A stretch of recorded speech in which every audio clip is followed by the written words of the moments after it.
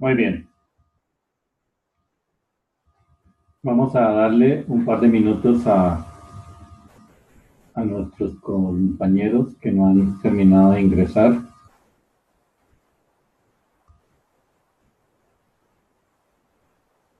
Me faltan 12 personas todavía. Okay. Ahora me quedan faltando 5 personas que no han ingresado. Voy a darles unos segundos más.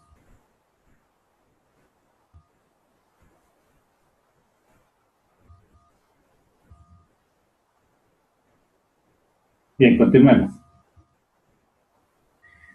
Recuerde que en el impuesto a las ventas hay dos tipos de responsables.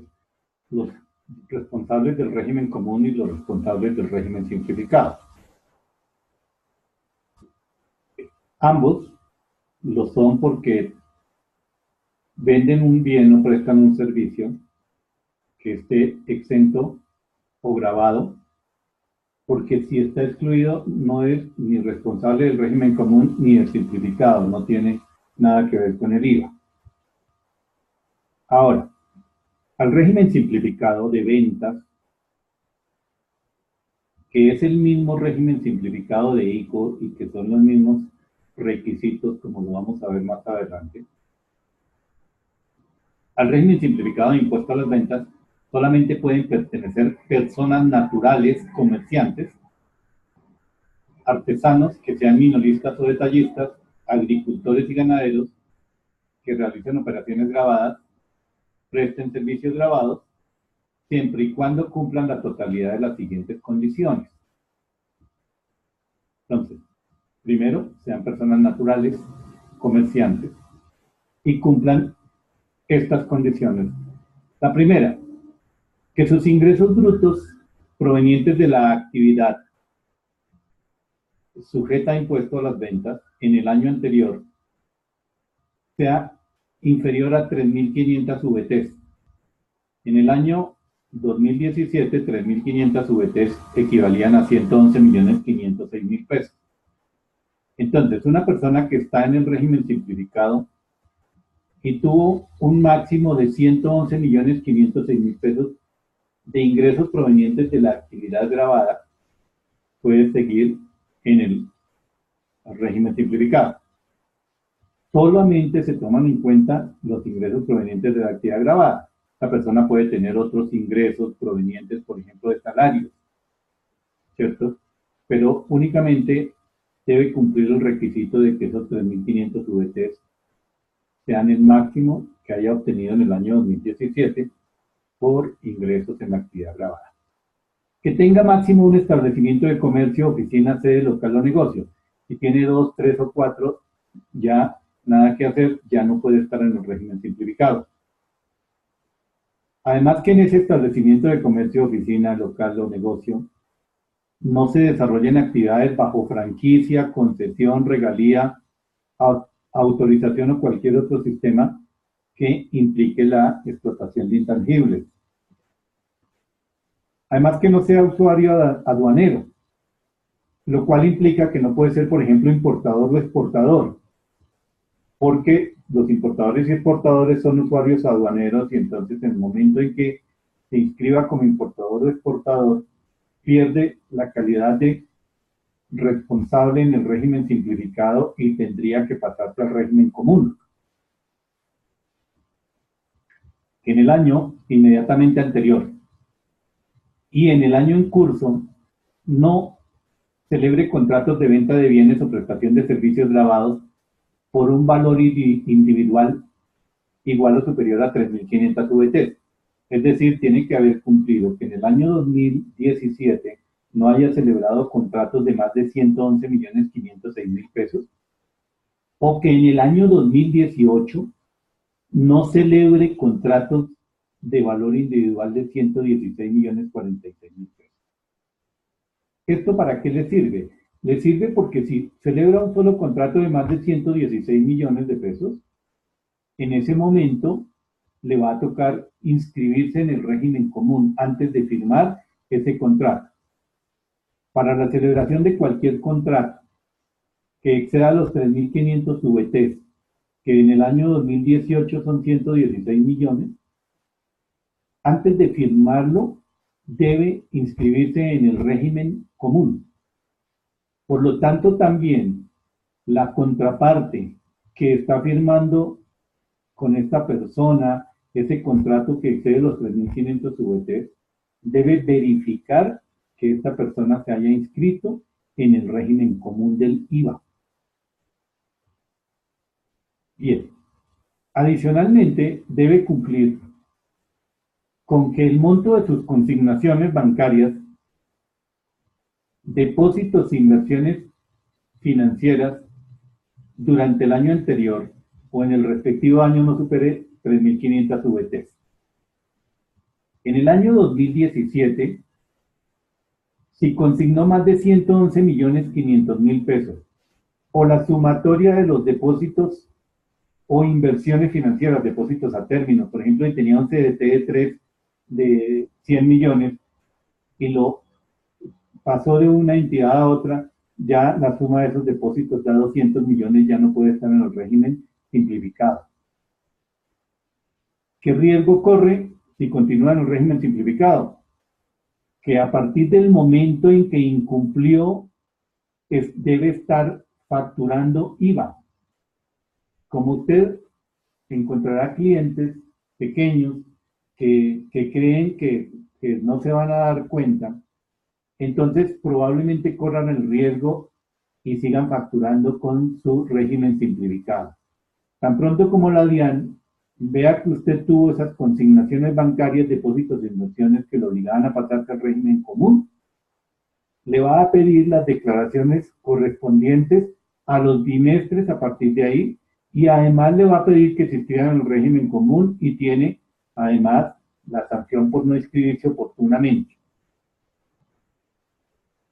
Pero como esa persona probablemente no esté facturando IVA, en todo caso es responsable por no haberlo facturado.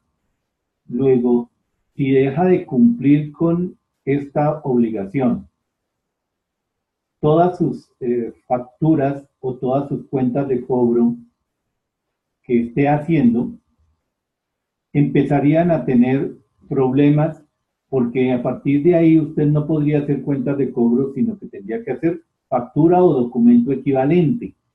Debería estar inscrito en el régimen común, debería tener resolución de facturación, debería estar facturando IVA, debería estar pagando ese IVA bimestral o cuatrimestralmente, dependiendo de la cantidad de ingresos que tenga, ¿cierto? Si no lo hace, está respondiendo de todas maneras por ese IVA que debió facturar. Luego la DIAN le va a pedir el pago de esos IVAs independientemente de que no los haya facturado. Estaba en la obligación de hacerlo y si no lo hizo, es su decisión, pero es su riesgo. Bien. Algunos responsables del régimen común conservan la posibilidad de solicitar la devolución bimestral de los impuestos y únicamente conservan esa calidad. Por lo tanto, podrían solicitar la devolución bimestral y no 2 veces al año.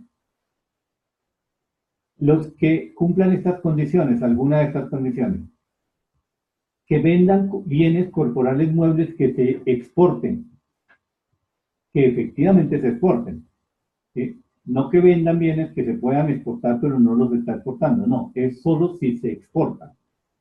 Y si se hace a través de una comercializadora internacional, igual tendrá que probar que la comercializadora los exportó. Los que vendan bienes corporales muebles a las sociedades de comercialización internacional para que vayan a ser exportados. Y quienes presten servicios en el país que se utilicen exclusivamente en el exterior por empresas o personas sin negocios o actividades en Colombia, de acuerdo con los requisitos que señale el reglamento. Quienes exportan servicios deben conservar los documentos que acrediten la existencia de la operación. Entonces, básicamente, solo conservan la la posibilidad de solicitar devolución bimestral los exportadores, tanto de bienes como de servicios.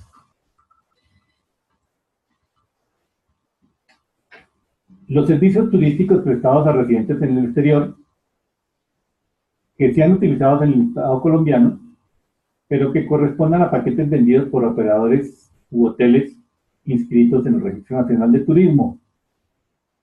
Esto es una forma de devolverle a los residentes en el exterior el IVA, porque los residentes en el exterior que paguen IVA en Colombia tienen derecho a pedir esa devolución.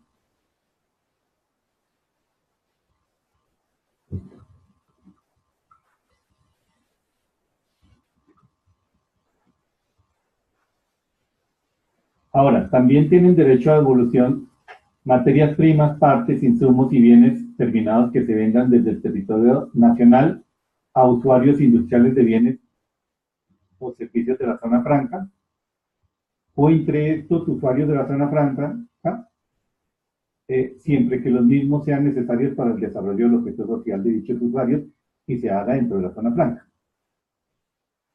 También los impresos contemplados en el artículo 478 del Estatuto Tributario, los productores e importadores de cuadernos de tipo escolar de la subpartida 48-2020-0000 y diarios y publicaciones periódicas impresos y ilustrados con publicidad en la partida nuesalaria 4902. Es importante que verifique con el estatuto si esa es la posición arancelaria, porque solamente tienen derecho a devolución quienes vendan estos productos de esas posiciones arancelarias específicas.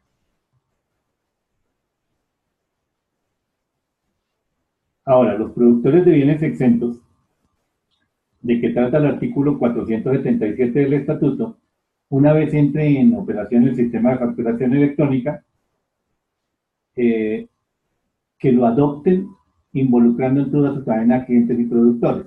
Entonces, aquellos que pueden pedir devolución anual o semestral, pero una vez se incluyan en el sistema de facturación electrónica y sus clientes y proveedores también estén en el sistema de facturación electrónica, van a poder pedir devolución bimestral. Y también los servicios de conexión y acceso a Internet desde redes fijas de los estratos 1 y 2 también van a tener derecho los prestadores de servicios a pedir la devolución bimestral de los impuestos descontables. Un caso especial de tratamiento del IVA para los contribuyentes que tienen por objeto social la exploración de hidrocarburos, y en este caso es independiente de si tienen o no tienen ingresos. Y ellos, considerando que normalmente estas son exploraciones de largo plazo, o que para entrar en producción uno de estos pozos o una de estas explotaciones van a pasar varios años, entonces ellos tienen derecho a presentar impuesto a las ventas a partir del momento en que inicien la actividad exploratoria, a pesar de que no tienen ingresos. Y en ella tratan el IVA como descontable, todos los IVAs de los pagados, y tienen derecho a devolución en el año siguiente en el que se genere el saldo a favor. Esto es para evitar que conserven ese saldo a favor por varios años hasta que entre en operación el pozo y produzcan ingresos. Ahora, siempre que un IVA sea tratado como descontable en la declaración de IVA, no puede ser tratado como costo de deducción en la declaración de impuesto de renta, ni tampoco como un descuento del impuesto de renta.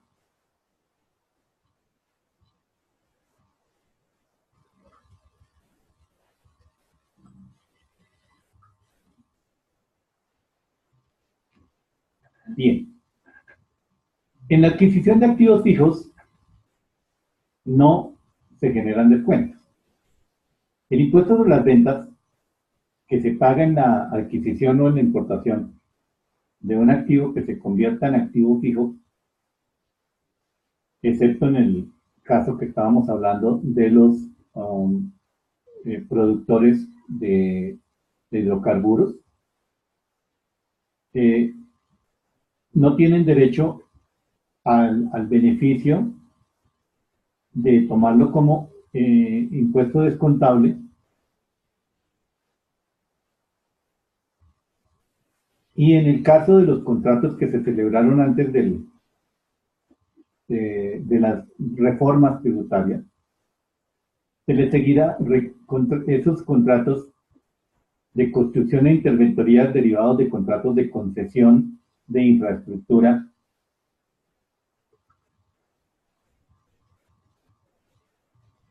de transporte suscritos por entidades públicas estatales continúan vigentes a la tarifa que estaba vigente en la fecha de suscripción del respectivo contrato y se mantiene hasta que el contrato termine.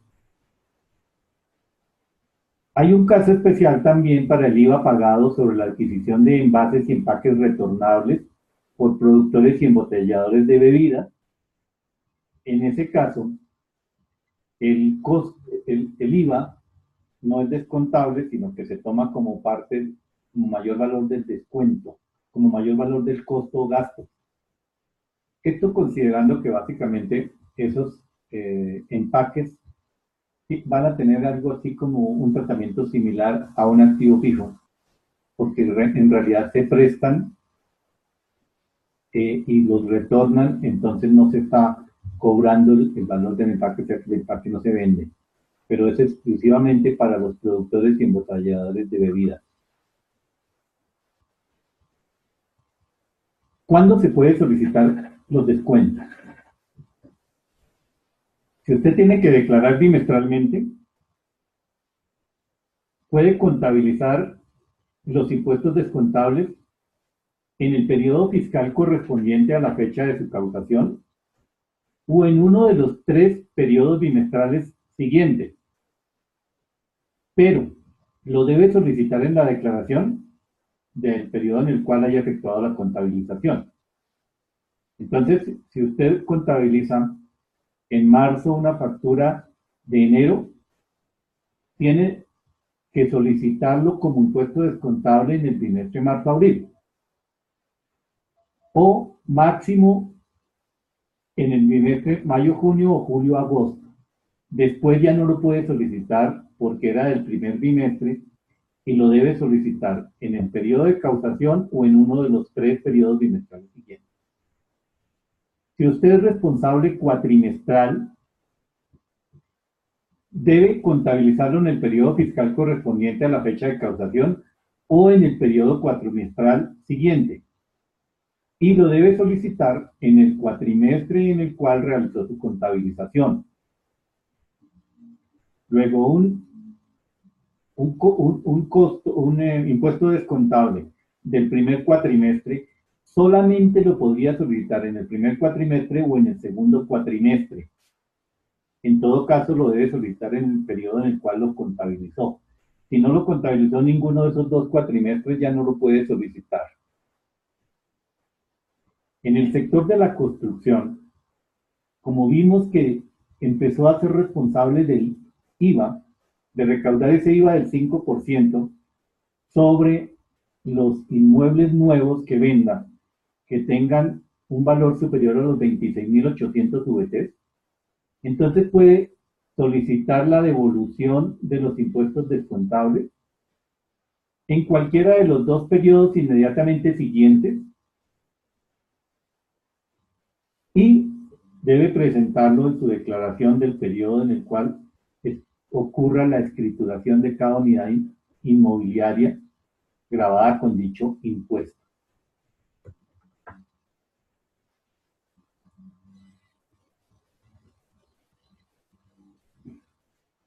El periodo gravable, importante que lo revisen, porque recuerde que el periodo puede ser bimestral o anual, y es bimestral durante los 6 bimestres del año o cuatrimestral durante los 3 cuatrimestres del año.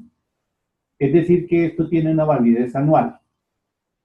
pero solamente pueden ser declarantes bimestrales aquellas personas que hayan recibido más de 92.000 VTs de ingresos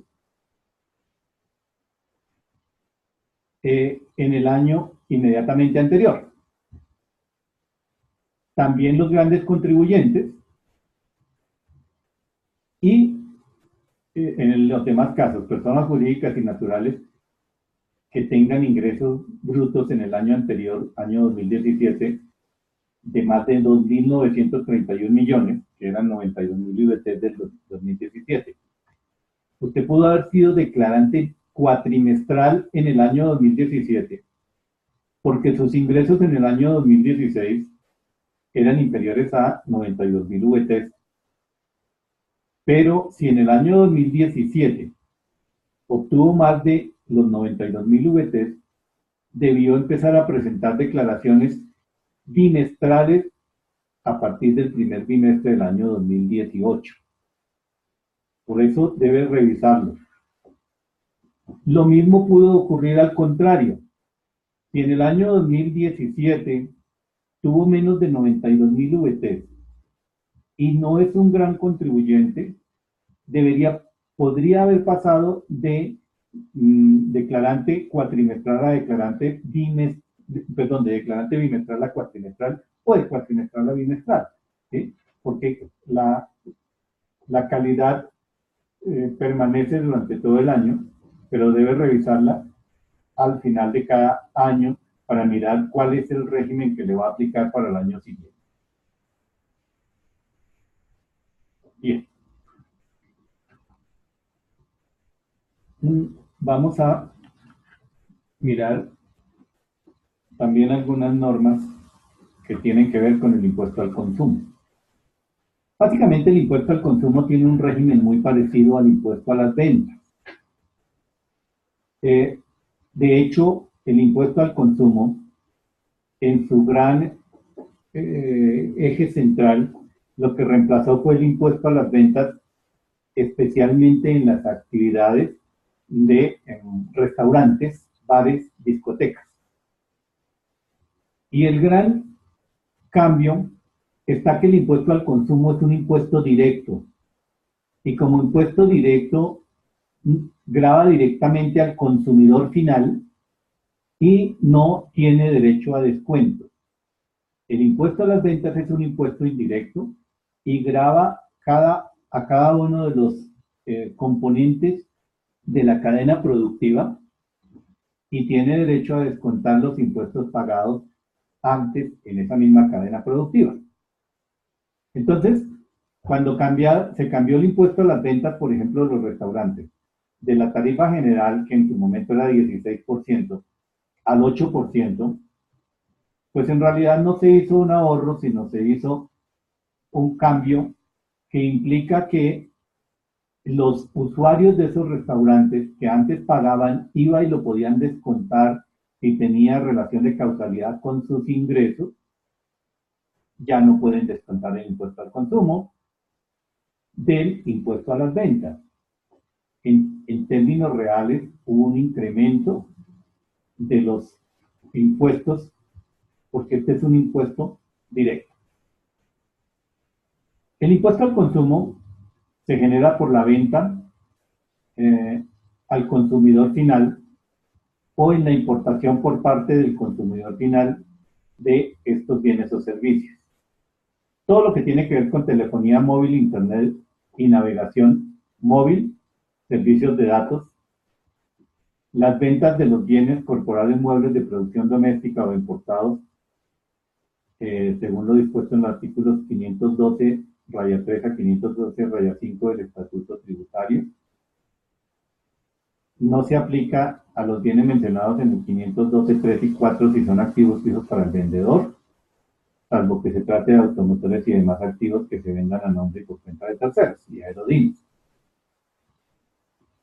El centro de este impuesto es este artículo tercero que tiene que ver con el servicio de expendio de comidas y bebidas preparadas en restaurantes, cafeterías, autoservicios, heladerías, fruterías, pastelerías, panaderías, los servicios de alimentación bajo contrato y el servicio de expendio de comidas, bebidas alcohólicas para consumo dentro de bares, tabernas y discotecas, sea que involucren o no actividades bajo franquicia, concesión, regalía o autorización, o cualquier otro sistema que implique la explotación de intangibles. Estos estaban grabados con la tarifa de impuesto a las ventas. Ahora, esos ingresos se consideran excluidos del impuesto a las ventas y grabados con el impuesto al consumo a la tarifa general del 8%.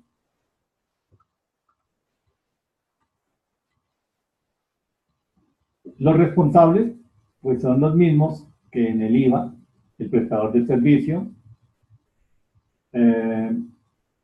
y este impuesto constituye costo para el comprador.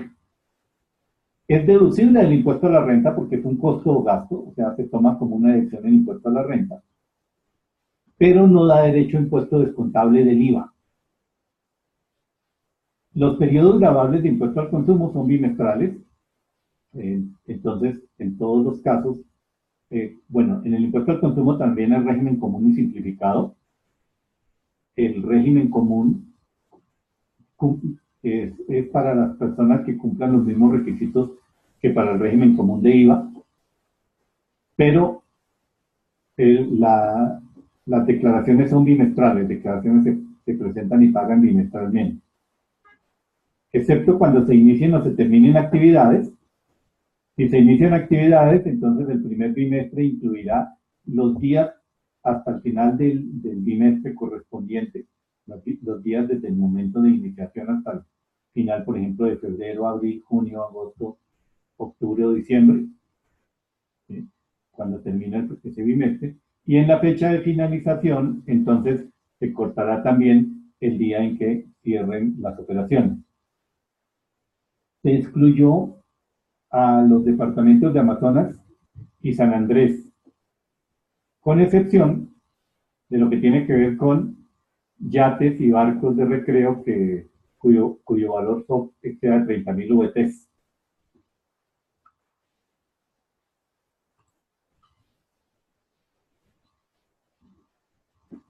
El impuesto al consumo, en el caso de la telefonía móvil, está grabado con una tarifa del 4, no del 8%, sobre el total del servicio, sin incluir el impuesto a las ventas.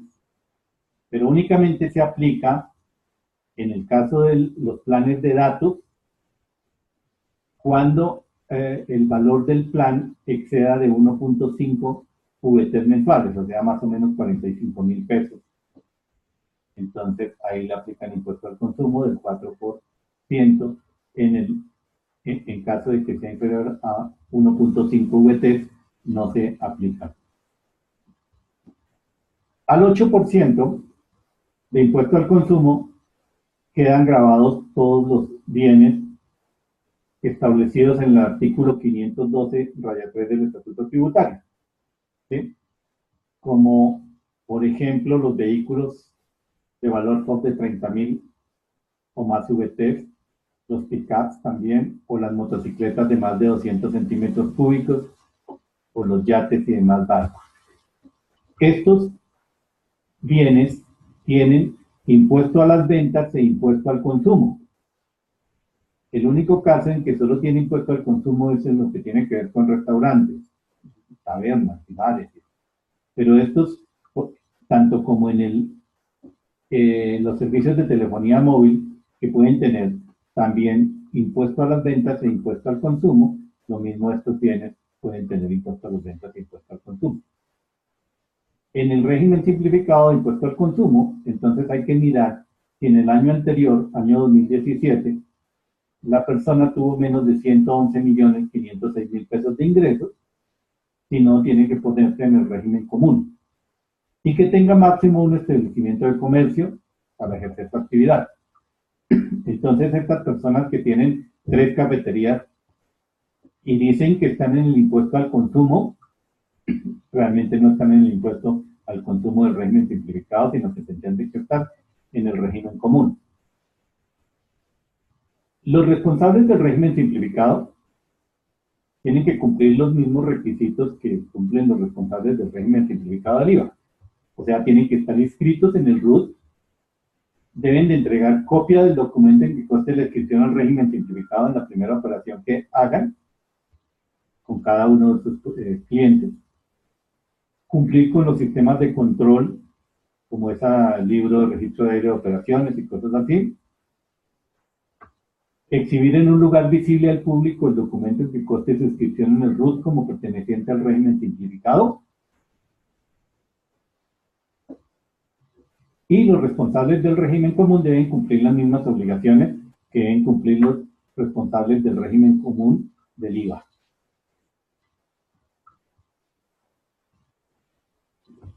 El impuesto al consumo de bolsas plásticas, que fue establecido a partir del año 2017, en este momento para el año 2018 está vigente en 30 pesos por bolsa. El sujeto pasivo es la persona que reciba la bolsa para llevar los productos adquiridos en un establecimiento. Los responsables de recaudarlo son aquellos que pertenezcan al régimen común del IVA.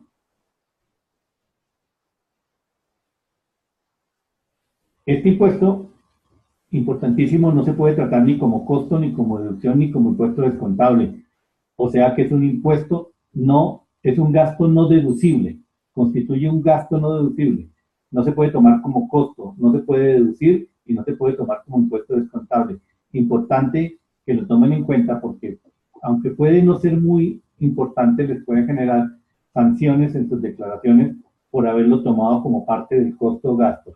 Tienen que tomarlo como un gasto no deducible.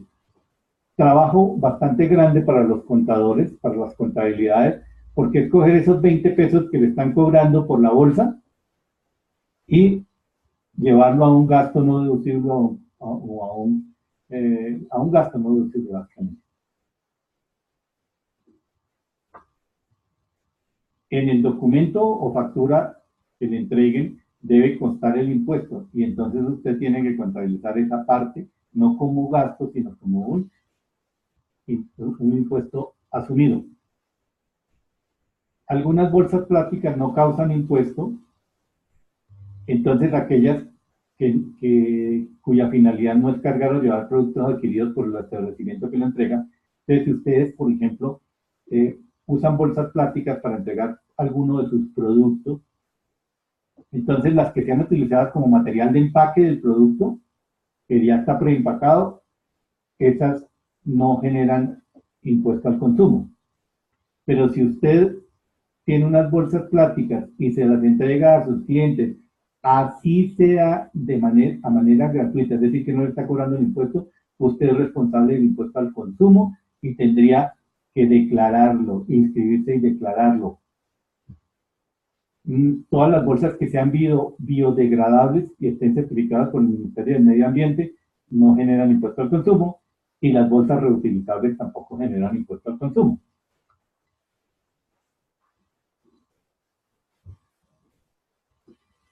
Bueno, ahí se generó también un impuesto al cannabis y eso que pues, por ahora no lo vamos a mirar. Ok, vámonos.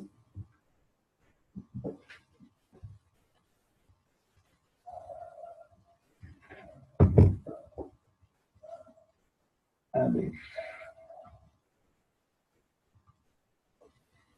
Miremos aquí algunas cosas del procedimiento tributario que vale la pena tomar en cuenta.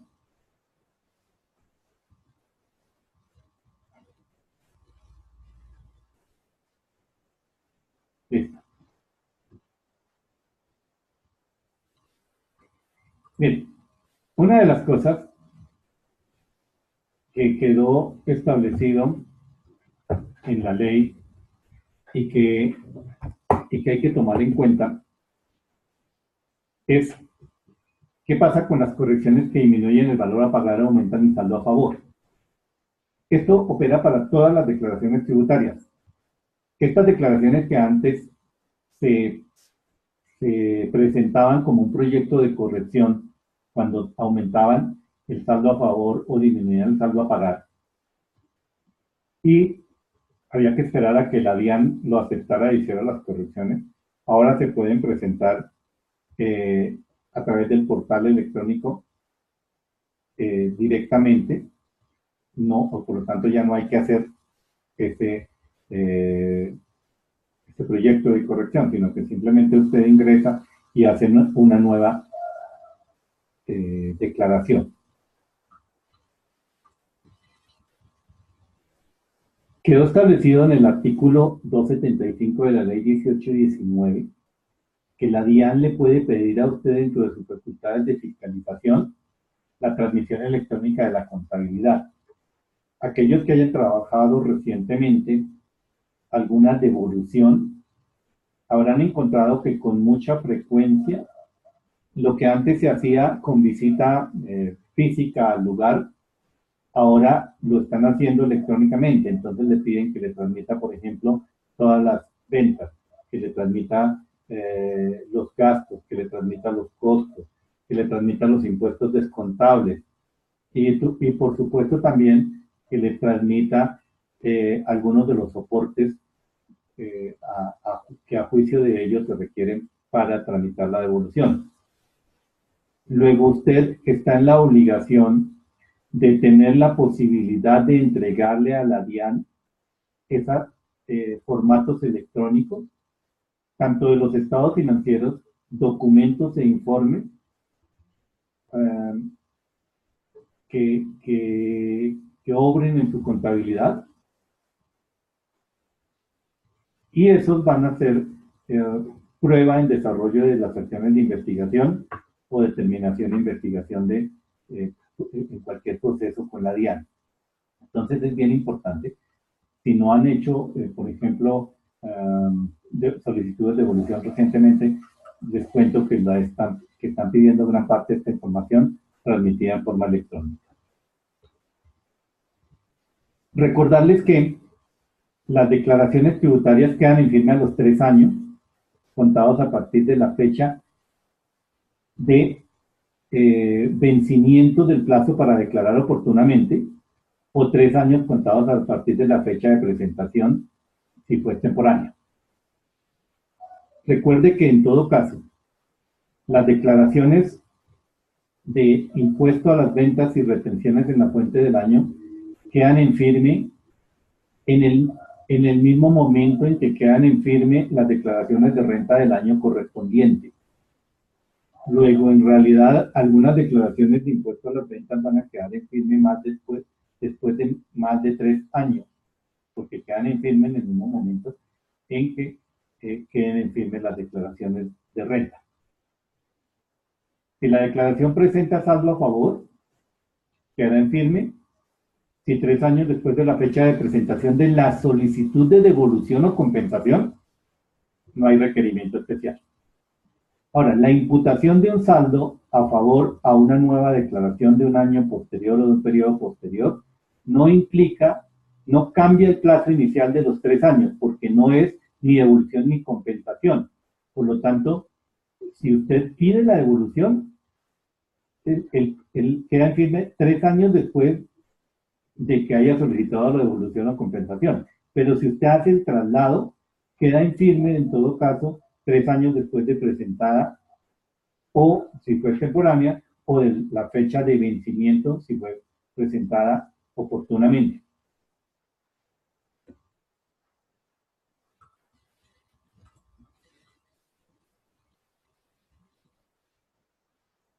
Las devoluciones en las que se liquide pérdida fiscal quedan en firme en el mismo término que tiene el contribuyente para compensar esa pérdida. Si la pérdida fiscal se compensa en cualquiera de los 2 últimos años, recuerde que usted tiene derecho a compensar esa pérdida durante los 6 años siguientes. Y si la pérdida fiscal se compensa durante uno de los 2 últimos años, entonces ese término se amplía 3 años más en relación con la declaración en que liquidó dicha pérdida. En los casos de los contribuyentes que están sujetos al régimen de precios de transferencia, la declaración no queda en firma a los 3, sino a los 6 años a partir de la fecha de presentación oportuna o a partir de la fecha de presentación extemporánea o a partir de la fecha de vencimiento oportuno. Vigente la tasa de interés